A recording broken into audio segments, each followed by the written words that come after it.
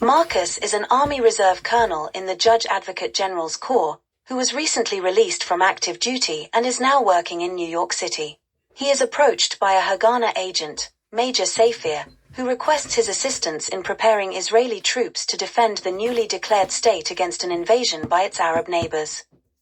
Marcus is refused permission by the Pentagon to go, unless he travels as a civilian. The Haganah gives him a false passport with the alias Michael Stone. As Michael Stone, he arrives in Israel to be met by a Haganah member, Magda Simon. Marcus, who parachuted into occupied France during World War II and helped to organize the relief mission for one of the first Nazi concentration camps liberated by American troops, is initially viewed with suspicion by some Haganah soldiers.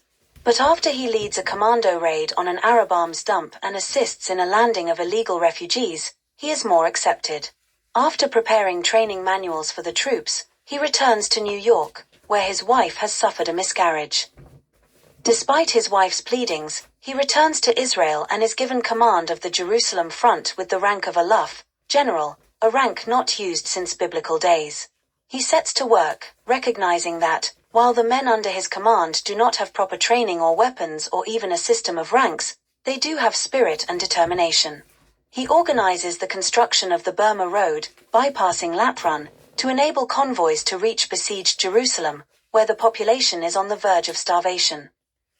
Many of the soldiers under his command are newly arrived in Israel, determined and enthusiastic but untrained.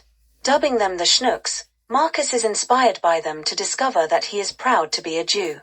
But, just before the convoy of trucks to Jerusalem starts out, he is shot and killed by a lone sentry who does not speak English, the last casualty before the United Nations impose a truce.